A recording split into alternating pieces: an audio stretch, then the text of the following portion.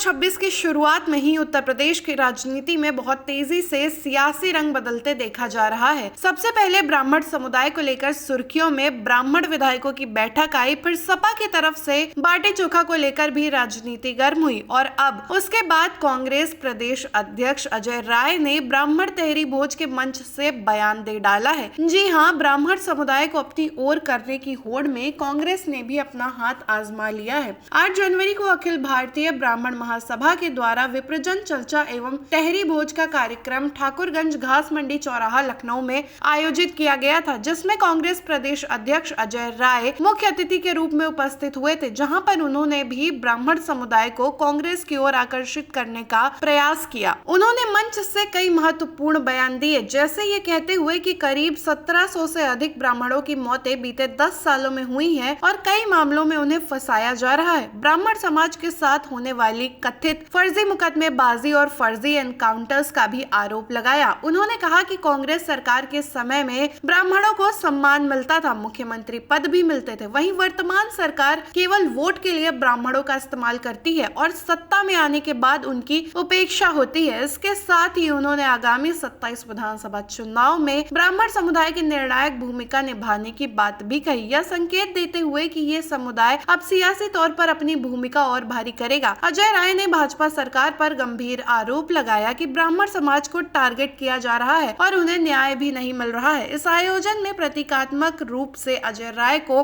फरसा भेंट किया गया, जो राजनीतिक और सांस्कृतिक संकेत दोनों का मिश्रण था और ये इस बात को भी साफ तौर पर दर्शा रहा है कि कांग्रेस किस तरह से ब्राह्मण समुदाय को अपनी ओर करना चाहती है। ये बात साफ है कि उत्तर प्रदेश की राजनीति में ब्राह्मण समुदाय एक निर्णायक भूमिका रखता है, क्योंकि उत्तर प्रदेश में इनकी संख्या लगभग 10 से 14% है और यह विधानसभा की लगभग 115 सीटों पर भी अपना दबदबा रखते हैं। शायद यही कारण है कि ब्राह्मण विधायकों की बैठक के बाद बीजेपी और सपा के साथ साथ कांग्रेस भी उन्हें अपने साथ लाने में जुट गई है, क्योंकि ये बात सभी दल जानते हैं कि ब्राह्मणों का साथ उनके लिए कितना जरूरी है। ब्राह्मण समुदाय को बुद्धिजीवी समुदाय भी कहा जाता है और ये देखना बेहद दिलचस्प होगा कि ब्राह्मण समुदाय किसका हाथ थामता है। हालांकि सामान्य वर्ग भाजपा के समर्थन में देखने को मिलता है, लेकिन ब्राह्मण समुदाय अगर खुद को दरकिनार महसूस करता है तो इसका खामियाजा भारतीय जनता पार्टी को भुगतना पड़ सकता है। जिस प्रकार समाजवादी पार्टी की तरफ से उन्हें आमंत्रित किया गया है, उन्हें सम्मान देने की बात की गई है और अब इसी कड़ी में कांग्रेस की तरफ से भी उन्हें अपने खेमे में लाने की कोशिशें की जा रही हैं, तो ये देखना काफी दिलचस्प होगा कि 2027 के चुनाव से पहले कौन सी पार्टी बाजी मारती है और ब्राह्मण समुदाय को किसका आशीर्वाद मिलता है। यूपी की राजनीति क्या कुछ मोड़ लेगी, इस पर हमारी